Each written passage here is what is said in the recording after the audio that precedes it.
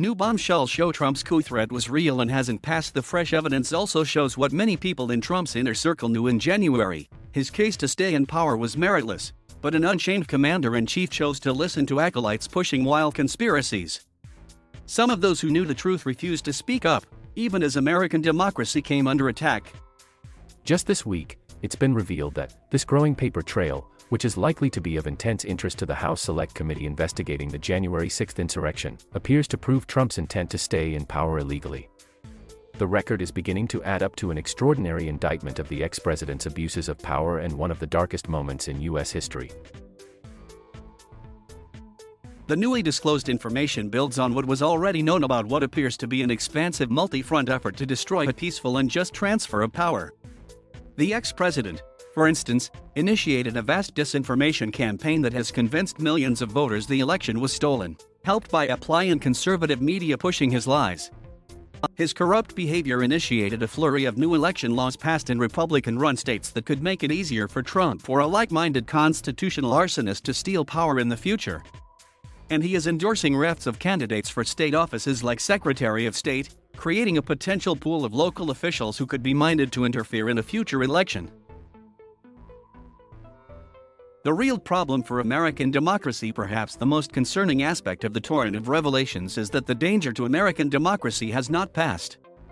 It is only accelerating. But Trump's conduct is already infecting the integrity of the 2022 midterm elections, since he has effectively wielded his robust standing with his party to make acceptance of his election lies a qualification for entry to GOP races. A Trump 2024 run would likely subject democratic values to an even greater assault.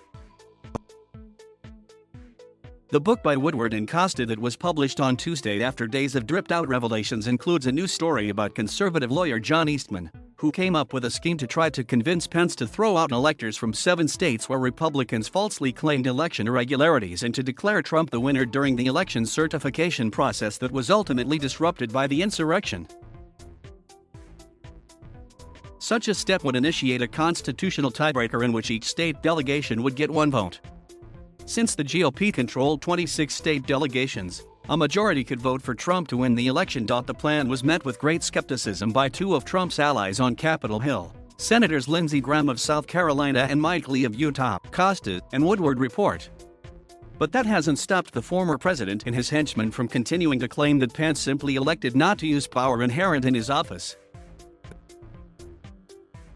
Of course, that authority does not exist. The antithesis of democracy. While the scheme that Trump preferred did not play out, it most alarmingly appears to sketch a roadmap under which several states in a future race could prevent the certification of elections to deprive a candidate like Biden of the 270 electoral votes needed to win the presidency.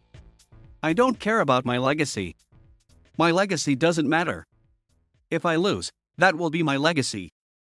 My people expect me to fight, and if I don't, I'll lose them, Trump said, according to the book.